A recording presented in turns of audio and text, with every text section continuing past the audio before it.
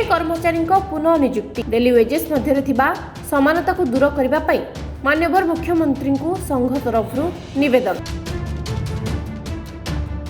पुरी जिला आउटसोर्सिंग कर्मचारी महासंघर आयोजित एक सभारे संघर सभापति श्रीयुक्त दीपक रंजन पाणी कहते बहुबार शांतिपूर्ण धर्मघटरे पूर्वतन राज्य सरकार कर्मचारी महासंघ को प्रतिश्रुति देते जे खूब शीघ्र आपण मानक दाबी पूरण हेबो, किंतु परवर्ती समय रे पदक्षेप ग्रहण कले नहीं। दुखर विषय विश्व महामारी कोविड आक्रमण समय रे सारा विश्व आक्रांत हैला बेले एही असहाय कर्मचारी स्वास्थ्य विभाग को आरंभ करी जोगाण विभाग पर्यंत दिन राति परिश्रम करी लक्ष लक्ष जीवन बंचाइथिले। तेबे आगकू दाबी पूरण न हेले टीका कर्मचारी संघ राजरास्ता को ओल्हाइबे बोली वर्तमान सरकार को चेतावनी दैछन्ति। एही सभारे पुरी जिला संपादक विश्व रंजन, महासचिव हेमंत बस्तिया, संगठन संपादक तापस मिश्र, आशीष जगदेव, दिव्यलोचन, पुरी जिलार मीडिया संयोजक हेमंत प्रधान, देवदत्त महापात्र, विधुभूषण महांती, अनिल सुबुद्धि, अभिमन्यु साहू, प्रकाश बेहरा उपस्थित थिले। आमे समस्त कर्मचारी पुरी जिलार समस्त आउटसोर्सिंग कर्मचारी सरकार पर आशा भरोसा विश्वास रखीचु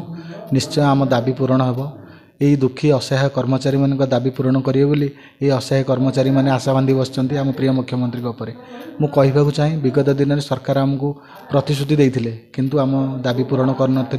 25% बढ़ाई डेली वेजेस पिलांकर दरमा बढ़ाई छाड़ी देते किंतु जो मैंने दीर्घ वर्ष धरी सरकारी दफ्तर काम कर सरकार अवहेला कर गोटे पिला जदि 8-10 हज़ार टका दरमा पाइब से परिवार मेंटेन करिवो केमिति, परिवार प्रतिपोषण करिवो केमिति। आ गोटे कहीदेव चाहे बिना ये पिला छटई करा जाउची, पिलांकर गोटे चाकरीर स्थायित्व बोली किसी रहूना। तेणु सरकार में अनुरोध करूँ जो पिला माने ये आउटसोर्सिंग माध्यम चाकरी कर आपणकर जड़े कर्मचारी, तेणु से प्रति आपण संवेदनशील होई एमानंकु स्थायित्व दियंतु, एमानंक चाकरी बाहर करूँ ना। मुख्यतः आमर जो मातृकालीन माँ मानक पई जो रोची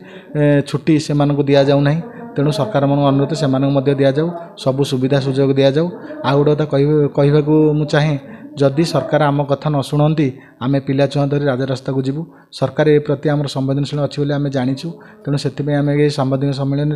में आपण माध्यम कहवाक चाहूँ ये सरकार आपण ये दुखी असहाय मान दुख शुणु, एम स्थायी करूँ, एम जीवन धारण मूल्य को परिवर्तन करूँ। देखु आज पुरी जिलार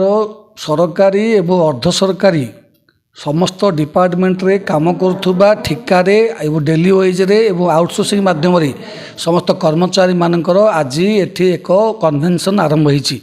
ए कन्वेंशन मूल उद्देश्य होची देखिबे ओडिशा रे विभिन्न दफ्तर रे पदपदवी 2,62,000 पदवी खाली पड़ी विभिन्न सरकारी दफ्तर रे एवं ता सहित निगम एवं अर्ध सरकारी दफ्तर मिसिले प्राय 3.5 लाख पदवी खाली पड़ी एवं खाली पदवी गुड़िक सरकार पूरण करूना एवं से पदवी गुड़िक गोटे दरमार 4 जन 4 जन 5 जन को अपॉइंटमेंट कर सर्वनिम्न 8,000 9,000 टंकार लक्ष लक्ष पिला काम करशा एवं जोटा एटा सरकार नियम जो अच्छी आईन आधार बहिर्भूत होती। आप देखिए सर्वनिम्न मजूरी आधार रे जो मैंने काम कर ईपीएफ ईएसआई डिपोजिट करूनी से जो ठिका संस्था एवं ठिकादार अधीन में काम करते पिला सर्विस प्रोवाइडर अधीन से काम कर डायरेक्ट आउटसोर्सिंग एजेंसी माध्यम काम कर ये जो वर्गीकरण कर देइछन्ती सरकार एवं सरकार निज ये देखिए एमएलए एमपी मान दरमा निजे बढ़े रोचंती 1.5 लाख 2 लाख दरमा पाउछन्ती। जड़े पिला 8,000 9,000 टंकार आजिका जो महंगा जुगरे किभली भाव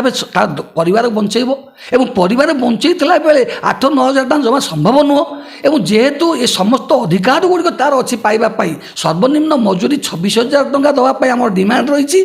ता सहित जिते खाली पदवी पड़ी पदपदवी सरकार दफ्तर में पड़ी ताकू इमिडिएट पूरण करा जाऊ 26,000 टंका सर्वनिम्न मजूरी दि जाऊ एवं जो वर्गीकरण को वर्गीकरण कर्मचारी भितर वर्गीकरण बंद करा जाऊ समान मजूरी को समान काम को समान मजूरी जो सुप्रीम कोर्ट 2013 मसीह कही सारे से आधार में समस्त को समान काम समान मजूरी दि जाऊ एवं जो पर्यटन देती से पर्यंत वर्गीकरण बंद करके छटई बंद करूँ अंतपक्षे सरकार ये पदक्षेप न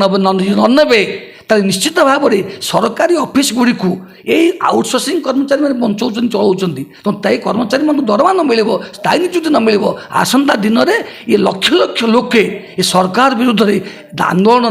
ଦାନା ବାନ୍ଧିବ ଏବଂ ନିଶ୍ଚିତ ଭାବରେ ସରକାରଙ୍କ ପାଖରେ ଏ ଦାବି ଉପସ୍ଥାପନ କରିବେ। ତେଣୁ ଆଜି ନିଷ୍ପତ୍ତି ହେଉଛି ଯେ ଅନ୍ତପକ୍ଷେ ସରକାରଙ୍କୁ ଦାୟୀପତ୍ର ଦେଲା ପରେ ସରକାର ନ ଶୁଣନ୍ତି ତା ନିଶ୍ଚିତ ଭାବେ ଲକ୍ଷ ଲକ୍ଷ ଆଉଟସୋର୍ସିଂ ଠିକା ସର୍ଭିସ୍ ପ୍ରୋଭାଇଡର ଏଜେନ୍ସି ମାଧ୍ୟମରେ କାମ କରୁଥିବା ଲକ୍ଷ ଲକ୍ଷ ଯୁବକ ଯୁବତୀ ପେଟପାଟଣା ପାଇଁ ତାଙ୍କ ସାମାଜିକ ନିରାପତ୍ତା ପାଇଁ ତାଙ୍କର EPF ESI ପାଇଁ ସର୍ବନିମ୍ନ ମଜୁରୀ ପାଇଁ ରାଜରାସ୍ତାକୁ ଓହ୍ଲାଇବେ ସରକାରକୁ ଦୋହଲେଇ ଦେବେ। ପୁରୀରୁ ବାଦଲ ସୁନ୍ଦରଙ୍କ ରିପୋର୍ଟ, ବିଶ୍ୱବାଣୀ ଲାଇଭ୍।